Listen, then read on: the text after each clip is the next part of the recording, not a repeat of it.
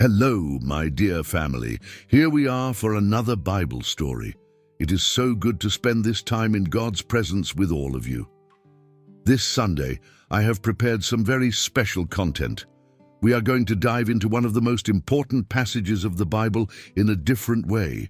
We will follow the Sermon on the Mount as a narrative, a fluid story, setting aside chapter and verse numbers for a moment to truly feel the essence of the message. The idea is for you to absorb every word in a more pleasant and engaging way. In the future, we will do a detailed technical study. How does that sound? I hope you all have a wonderful Sunday. Enjoy every second of this story, and if you feel God's touch, don't forget to subscribe to the channel, hit the bell icon, and leave a like. Comment below and let me know your thoughts. You have no idea how much this interaction helps our community grow. Now get comfortable, take a deep breath, and keep an open heart. Let's begin the story. Imagine for a moment the dusty roads of Galilee under the bright sun. There is something different in the air, a vibration that goes beyond the heat of the day. A name begins to be whispered in every village, on every fishing boat, and at every dinner table. Jesus. He was not just another teacher traveling through the towns. There was an authority in him that no one could explain, yet everyone felt deeply. Wherever he went, reality was transformed. Where there was the silence of pain, shouts of joy emerged. Where despair reigned, a renewed hope blossomed. Jesus did not just speak about divine compassion. He made it tangible. The hands that blessed were the same hands that touched the wounds society preferred to ignore. The news of his healings and his words, which seemed to read the very soul, spread like wildfire, crossing borders and mountains. Before long, the calm of the region was filled with the sound of thousands of footsteps. They came from everywhere, from Syria, Judea, and from beyond the Jordan. There were entire families, young people searching for purpose, and weary hearts seeking just one reason to believe again. The cities became too small for such a thirst for light. Jesus looked at those people and saw not just a mass of people, but individuals with real stories and real pain. The atmosphere was charged with an almost electric expectation. Everyone knew that something great was about to happen. It was then that, seeing the multitude seeking him, Jesus began to climb the slope of a mountain, leading everyone to a place where heaven seemed to touch the earth. As he settled down, a gentle breeze blew, and a profound silence fell, preparing the world for the words that would change history forever. The climb was not merely a physical journey, but a silent invitation to leave the worries of the valley behind. Each step over the packed earth and loose stones seemed to distance the multitude from the voices of the world, from the weight of obligations, and from the pains they carried on their shoulders. There was a genuine and shared effort. Parents carried their young children, the youth patiently supported the elderly, and everyone, without exception, kept their eyes fixed on the figure leading the way, clearing the path with a contagious serenity.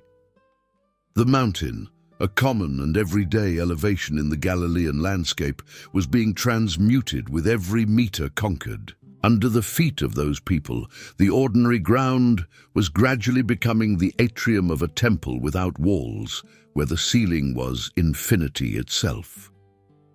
The late afternoon light, filtered through scattered clouds, bathed the slope in golden hues and rich textures, bestowing an almost celestial dignity upon that simple setting of pastures and rocks. The fatigue of the ascent was dissipated by the strength of a promise that had not yet been spoken aloud, but already echoed in the depths of every follower like a soothing balm. The growing expectation was not one of fear or judgment, but of a profound hunger for something that would give eternal meaning to earthly existence. Upon reaching the summit, the world below seemed to have grown small and distant, its intrigues and noises losing importance in the face of the vastness of the moment. There, at that meeting point between heaven and earth, time appeared to have stood still to observe. Jesus finally sat down, a simple gesture that, in that context, carried the solemnity of a throne of peace. The disciples approached first, and soon the people spread out across the grass, forming a vast human mosaic of hope. The silence that fell was not one of emptiness, but of a vibrant fullness awaiting the breath of the first word. The encounter was about to begin, and no heart present there would leave the same way it had arrived. The silence atop the mountain was broken by a voice that did not command fear, but instead embraced the soul. Jesus began to speak, and his first words sounded like a silent revolution, turning the world's logic upside down. He did not call the powerful or the painless happy. Instead, he looked at the humble in spirit, those who recognize their own thirst for God, and said that the kingdom of heaven belongs to them. For those who mourned and carried the weight of grief, he promised a comfort the world could never provide. With every sentence, a new layer of hope was revealed. Jesus exalted the meek, affirming that true strength does not reside in violence, but in the gentleness that inherits the earth.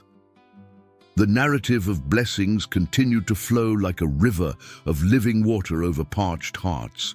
He spoke of hunger and thirst, not for bread, but for righteousness, ensuring that the longing for a just world would be fully satisfied. Mercy was presented as a mirror. Those who offer it find it. For the pure in heart, he reserved the highest promise, the vision of God's own face. And turning to those who seek reconciliation amidst chaos, he called them peacemakers and children of the Most High. Jesus did not ignore pain. He recognized that seeking righteousness brings persecution, but he transformed that suffering into a seal of eternal reward. That crowd, so accustomed to being ignored, heard that true happiness does not depend on circumstances, but on an unbreakable connection with the Father. The words floated in the mountain air, bringing a new light to weary eyes, revealing that every wound could become a gateway to the light. After the promises of blessing, Jesus raised the tone even further, addressing those simple people as if they were the pillars of a new reality. He looked at the fishermen, artisans, and mothers and told them they were the salt of the earth. Salt, which was precious at that time, served to provide flavor and, above all, to preserve what is good from corruption. Jesus explained that their presence in the world should have this same function, to prevent hope from being lost and to bring the seasoning of kindness to everyday life. If salt lost its flavor, it would lose its usefulness. Thus, he highlighted the importance of keeping the essence of faith and love alive through their actions, not just their words. The image then shifted to something even brighter. He called them the light of the world. Just as a city set on a hill cannot be hidden in the dead of night, the lives of those who follow his teachings should shine intensely. It made no sense to light a lamp only to put it under a basket. The purpose of light is to illuminate everyone in the house. Jesus urged his listeners not to hide their goodness, but to let their actions be seen by all. Not out of vanity, but so that upon seeing these works, the world could glorify the Father in heaven. Being light meant being a living example, a guide for those walking in the darkness of despair or doubt. That responsibility was not a burden, but an honor, to be the reflection of divine light itself on the face of the earth. And as the sun began to dip below the horizon, those words made every person feel that their ordinary life now had an extraordinary and eternal purpose.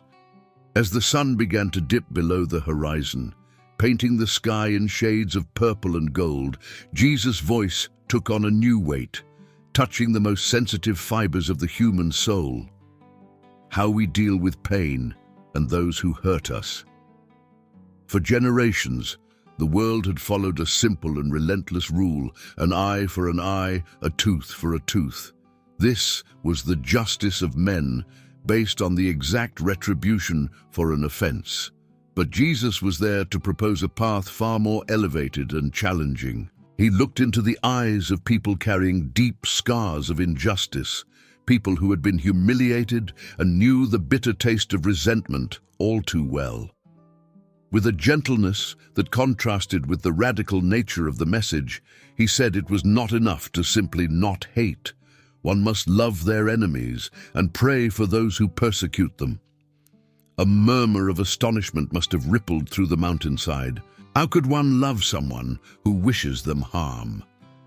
Jesus explained that there is no merit in loving only those who return our affection.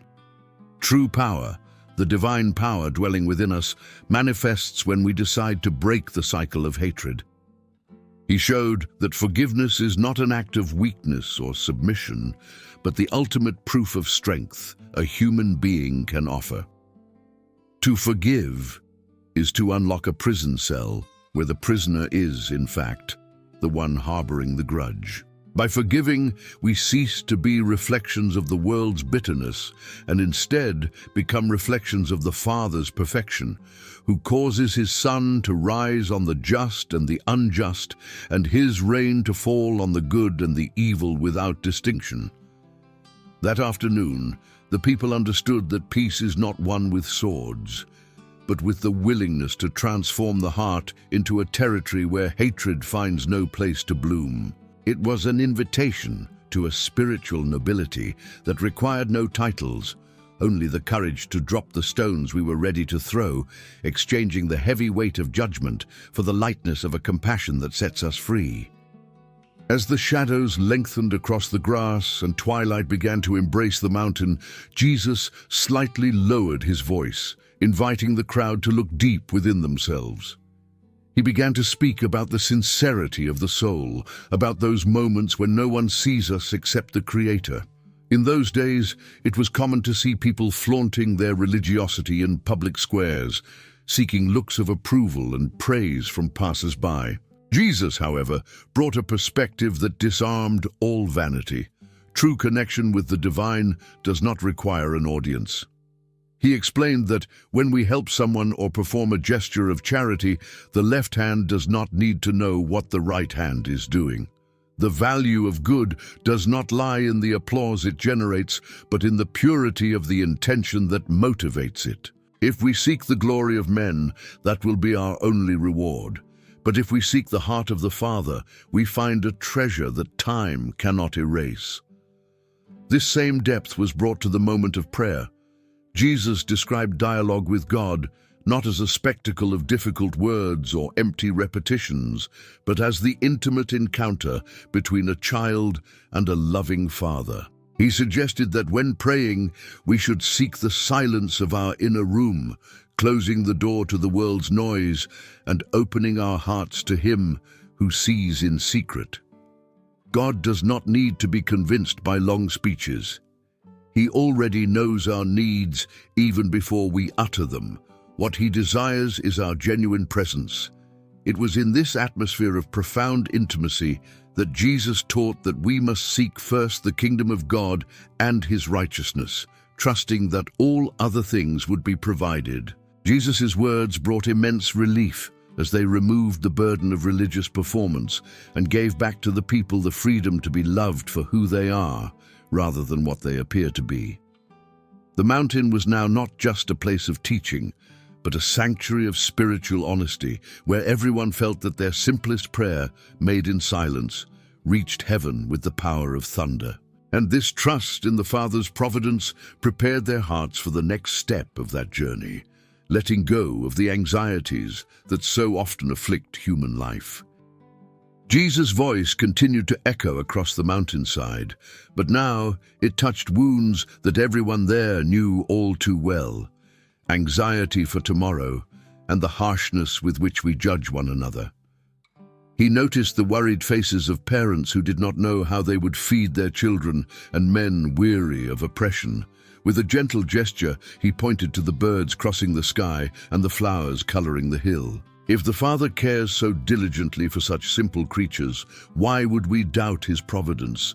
Jesus invited everyone to release the burden of worry, teaching that life is much more than food or clothing, and that each day already brings its own challenges. The secret, he said, was to seek divine justice above all else, allowing peace to take the place of fear. Next, he brought a warning about how we look at our neighbor. Before pointing out the tiny speck in a brother's eye, we should have the courage to see the log blinding our own vision. Jesus showed that the measure we use to judge will be the same one used for us, and that true wisdom is born from the humility of recognizing our own flaws before condemning those of others. To close that unforgettable afternoon, he used an image that every builder in that region understood perfectly. Hearing his words was only the beginning. The difference between safety and disaster lay in practice. He who hears and puts them into practice is like the wise man who builds his house upon the rock. When the rains fall and the winds blow with fury, and they blow for everyone, the house remains firm. But he who only hears and does not act is like one who builds on sand. At the first storm, everything collapses. The final words hung in the air as the sun set, making it clear that faith was not an abstract concept, but a solid foundation for difficult days. The silence that followed was not one of doubt, but of a people processing the weight of that choice. The words ceased, but their impact still vibrated in the cool night air beginning to fall over Galilee. There was a moment of absolute silence, one of those rare instances where time seems to hold its breath. The crowds were astonished, almost in a state of spiritual shock. They had heard many teachers before and knew the laws repeated in the synagogues well, but they had never heard anyone speak with such authority. It was not an authority imposed by titles or political lineage, but a raw and magnificent truth that resonated directly within the spirit, as if each person were being called by their own name, by someone who knew their deepest secrets. Jesus did not just speak about God. He spoke as one who came from his very side, bringing a light that dissipated the shadows of empty religiosity and lifeless traditions. That mountain, which hours before was just a common elevation in the landscape, was now marked forever as the place where heaven touched earth through a human voice. As he began to descend the slope, Jesus did not leave his message behind, tucked away on the mountaintop as an abstract concept. He carried it with him into the dusty and noisy reality of the valley. Upon touching the level ground again, the master of the word immediately became the master of action. The same authority that opened the eyes of the soul now manifested in the touch that restored the body. Right at the foot of the mountain, the narrative of hope met human suffering face to face. Jesus did not shrink away. He reached out his hand to those in need, transforming the teaching on mercy into palpable miracles of healing and deliverance. The multitude followed him in a procession of wonder and faith, realizing that the words heard up there had the power to reorganize life down here. Jesus did not just describe a new world. He began to build it with every step, proving that his mission was to be the bridge between divine promise and human pain. The journey continued, and every road in Galilee was about to witness that the most powerful story of all is the one that walks, heals, and loves without limits. We have reached the end of this journey, and I truly hope from the bottom of my heart that you enjoyed listening to this story as much as I enjoyed preparing it. It was a very special experience for me to bring the word in this fluid narrative format. And now, I really need to hear your thoughts. Did you like this storyteller style? Do you prefer it this way, or do you prefer our detailed verse-by-verse study? Comment below, as your feedback is what guides the future of our channel. As we have seen, here we do not seek only fleeting words of comfort. Our commitment is to a real immersion in the substance of the Scriptures. If this study touched you, please subscribe and leave a like. This simple gesture helps me a lot to continue bringing deep content to our community.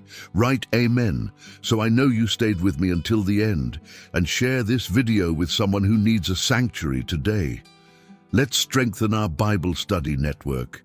And remember, God is always with you.